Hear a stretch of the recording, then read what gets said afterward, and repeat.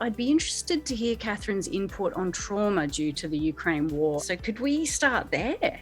Any trauma is a big topic, but new trauma related to this and the atrocities that we learn more about each day are just horrific. Instantly, we have to normalize and maybe bring up that echoes of trauma are going to come alive right now. We earn our defenses, and that enduring makes us emotionally rigid. We lose our emotional flexibility the more we've endured. So don't be surprised when your clients with any sort of trauma history come into these sessions a little bit less emotionally flexible, a little bit more defended, a little bit more guarded. They might have just been reading an article on their phones, for instance, before the session started. The news is in our palms constantly. You can just even glance at your phone or your computer and see 6 headlines.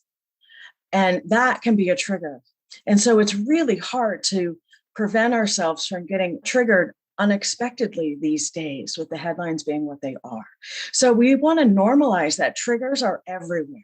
People I'm working with and aware of are taking certain apps off their phones so they don't get those headlines. They're taking a break from social media because they can't afford to see images, which makes perfect sense. So we need our clients to work on their own behalf to protect themselves from unnecessary images, headlines, triggers.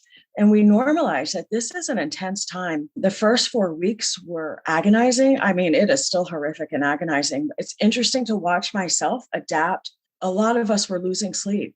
Yeah. This was really preoccupying. And now we're having to go on with our regular lives, and it feels really weird.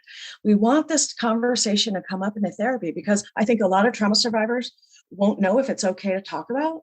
They're going to probably feel some shame that they are even having these strong feelings because I don't live in Ukraine. Imagine what they're going through. I'm safely at home, thousands of kilometers away.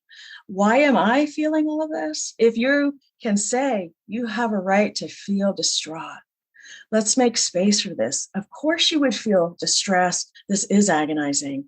And so the clinician might have to take the lead on inviting that in, even after the war ends, which I hope is soon. We're all going to be dealing with the echoes of this.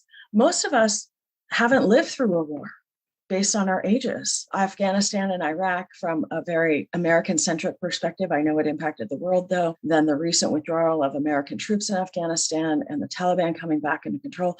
We've been impacted for sure, but a full-on war hasn't happened for lots of us in our lifetimes. And on the heels of the pandemic, OMG. So you're really encouraging us to not be afraid to check in. How is this for you? Do we need to protect you a little bit from this? Is it too triggering for your nervous system hearing all these really horrifying stories? It will make sense to feel more distress. It will make sense to feel more stirred up. It will make sense that it feels harder for you to contain your triggers. The fact that your nervous system has heightened responses, heightened sensitivities in this time of war makes perfect sense and is such a beautiful sign of your nervous system's strength and health, although super uncomfortable to be triggered and distressed more than normal. For more hot tips on emotionally focused therapy, go to theeftcafe.com and sign up for news and updates.